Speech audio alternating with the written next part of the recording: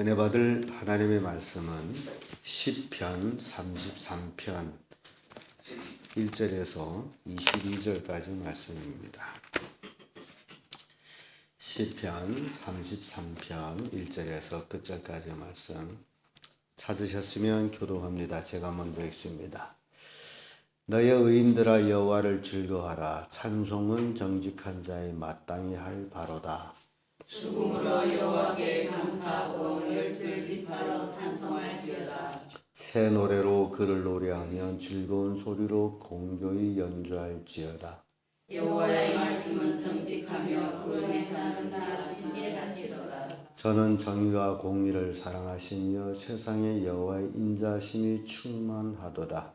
여호와의 말씀으로 하늘이 주님이 되었으며 그 만상이 그의 기운으로 이루어도다. 제가 바닷물을 모아 무더기같이 쌓으시며 깊은 물을 곳간에 두시도다. 온 땅은 여호와를 들어가며 세계의 모든 거민은 그를 경외할지어다. 제가 말씀하심에 이루었으며 명하심에 경고히 섰도다. 여호와께서 열방의 영화를 해하시며 그들의 상을 요롭게 하시도다. 여호와의 도모는 영원히 서고 그 심사는 대대에 이르리로다. 여호와로 자기 하나님을 삼은 나라고 하나님의 기업으로 대신받은 백성은 되시도다. 여호와께서 하늘에서 감찰하사 모든 인생을 보시며 곧 그 거하신 곳에서 세상의 모든 의를 하나하시도다. 저는 일반의 마음을 지으시며 저의 모든 행사를 감찰하시는 자로다. 많은 군대로 구원은 응왕이 없으며 용사가 힘이 있어도 스스로 구하지 못하는도다. 구원함의 말은 헛것이며 그 큰 힘으로 구하지 못하는도다. 여호와는 그 경외하는 자고 그 인자하심을 바라는 자를 살피사 저의 영혼을 사망에서 건지시며 저희를 기근 시에 살게 하시는도다. 우리 영혼이 여호와를 바라며 저는 우리의 동감한 되도다. 우리 마음이 저를 즐거워하며 우리가 그 성모를 의지한 영고로다. 여호와여 우리가 주의 바라는 대로 주의 인자심을 우리에게 베푸소서. 아멘. 이 말씀으로 정직한 자 이런 제목으로 은혜를 나누겠습니다. 이 정직한 자, 하나님 앞에 바르게 서서 가는 자들을 놓고 얘기하는데 세상에는 시작부터 두 갈래 길을 보여주고 있습니다. 하나는 생명의 길, 하나는 사망의 길. 정직한 자 하게 되면 생명의 길로 가는 자들. 그래서 다윗은 하나님을 찬양하는 그 모습을 우리가 보게 됩니다. 정직한 자의 하는 모습이 바로 여기서 시작이 되는 겁니다. 우리가 무엇을 바라보고 무엇을 찬양하느냐. 정직하지 않다라는 것은 하나님을 바라보지 아니하고 하나님을 찬양하지 아니하는 그런 이제 삶을 놓고 얘기합니다.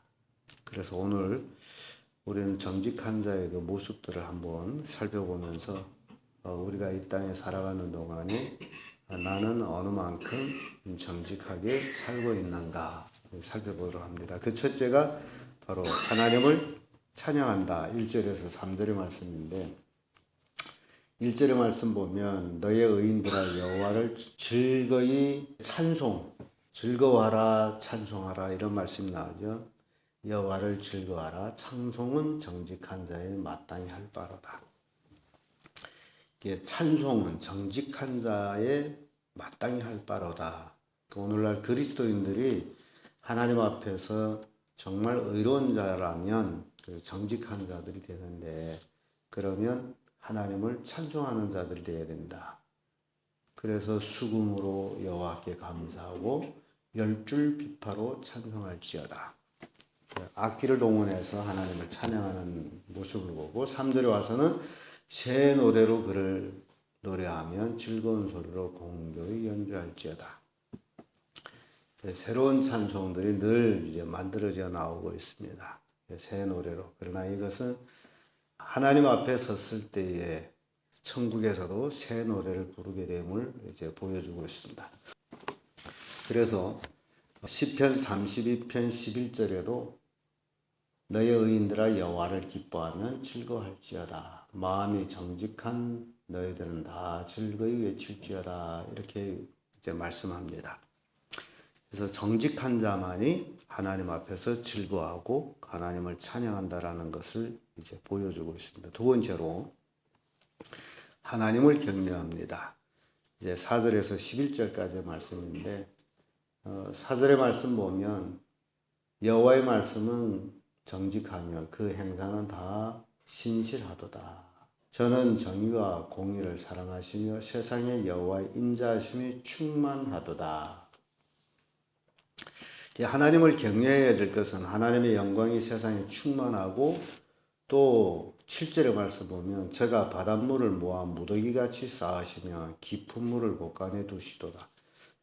이 당시에 이 말씀은 읽으면서도 이해를 못했을 겁니다. 그런데 지금 요즘 현대 과학이 발전한 그런 상황에서 이런 그 비밀 같은 하나님의 말씀들이 이제 증명이 되고 있습니다. 일본에 쓰나미가 났을 때에 바닷물을 땅에다 엎어놨을 때에 그 무서운 그 물의 힘, 사람들은 그때 깨달았습니다. 물이 산더미처럼 바닷물이 몰려오는 모습들에 사람들은 간담이 선을 했습니다.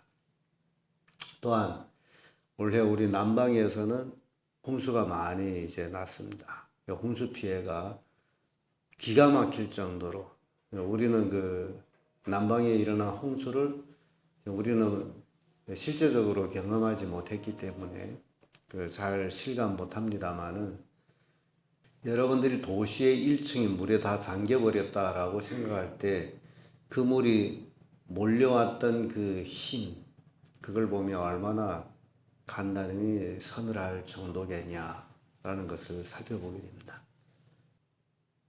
물의 힘, 굉장히 무서운 힘이에요. 그런데 여기에서 바닷물을 무더기같이 쌓으시며 깊은 물을 곳간에 두시도다. 이 하나님의 깊은 물을 곳간에 두시도다라고 표현하고 있는 그 하나님의 권능, 우리 지구촌에 이 지구 덩어리의 표면에 나와 있는 물보다 지구 속에 있는 물이 더 많답니다. 3배 정도 더 많대요. 땅 밑에 있는 물들이. 그래서 땅 밑에도 바다가 있고 땅 밑에 있는 물도 흐릅니다. 그런데 상상 못할 정도로 그 시편 기자는 물을 곳간에 두시도다라고 표현하고 있습니다.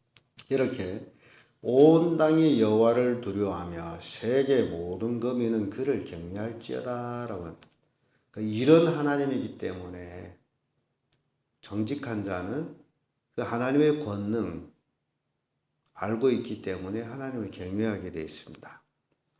그런데 하나님을 경외하지 않는다라는 것은 하나님의 권능을 모르기 때문에 하나님의 그 위대하심과 하나님의 크신 권능을 사람들이 알게 되면 경외하지 아니할 수가 없습니다.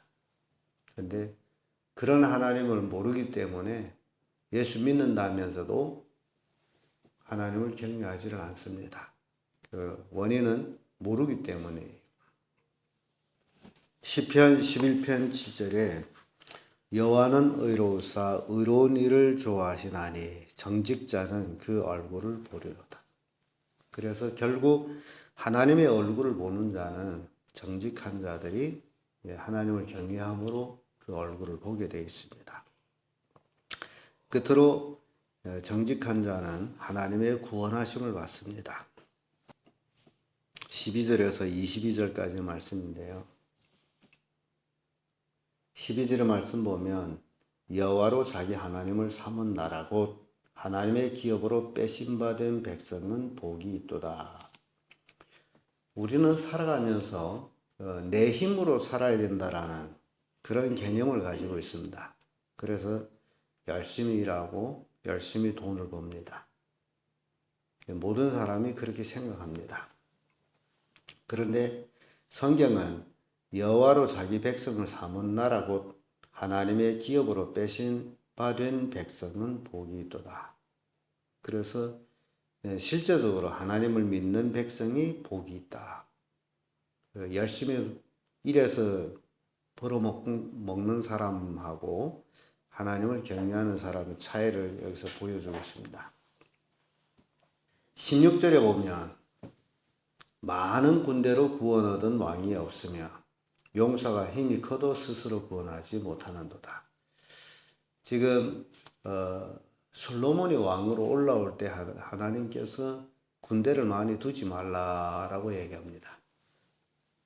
전쟁의 승패는 군대와 말로 하는 것이 아니다라고.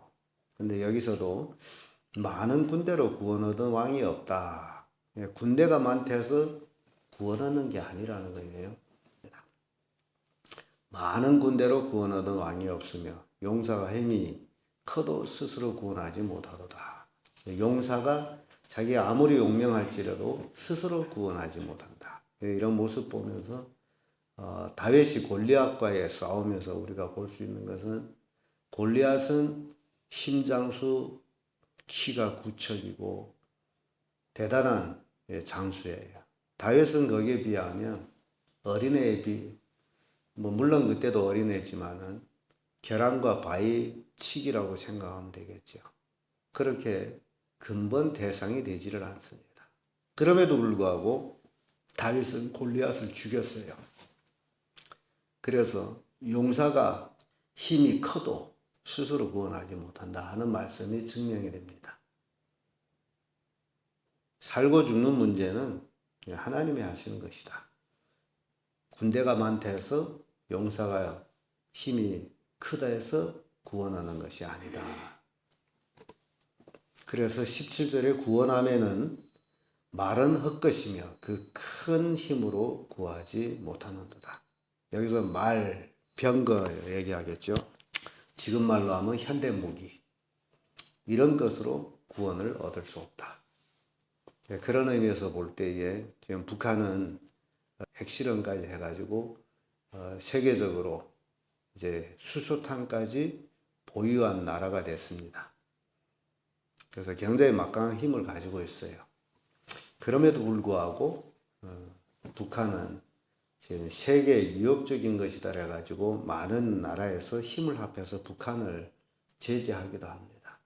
그래서 자기가 어떤 힘을 가졌다 해가지고 무엇을 좌우하는 것은 아니다라는 것을 우리가 보여줍니다. 18절에 보면 여호와는 그 경외하는 자 곧 그 인자하심을 바라는 자를 살피사 저의 영혼을 사망에서 건지시며 저희를 기근 시에 살게 하시는도다. 그래서 구원은 하나님께 있다. 말과 병거에 있는 것이 아니라 하나님께 있다. 그래서 정직한 자가 하나님을 의지하고 하나님을 찬양하고 하나님을 경외하기로 결국 이 땅에서 구원받을 자는 정직한 자다라는 것을 우리에게 보여줍니다. 시편 144편 13절 15절의 말씀 보면 우리의 곳간에는 백옥이 가득하며 우리의 양은 들에 천천과 만만으로 번성하며 이러한 백성은 복이 있나니 여호와를 자기 하나님으로 삼은 백성은 복이 있도다. 이스라엘 백성이 하나님 구원을 받은 것의 묘사가 곳간에는 백옥이 가득하고 또 들에는 우양이 천천과 만만으로 번성하고 하나님으로 모신 백성, 그 백성이 구원함을 받아 기쁨이 충만함을 표현하고 있는 내용입니다. 그래서 정직한 자만이 하나님의 구원을 받는다. 하나님의 말씀 속에서 살아가는 자들을 얘기합니다. 오늘 우리는 시편 33편을 이렇게 살펴보면서 신앙이라는 것은 삶인데 그 삶이 바로 이렇게 시편 기자가 고백하듯이 정직한 삶이 되어서 하나님을 찬양하고 하나님을 경외하고 하나님의 구원하심과 축복하심 받는 그런 성도들 되기를 예수님 이름으로 축복합니다. 기도하겠습니다.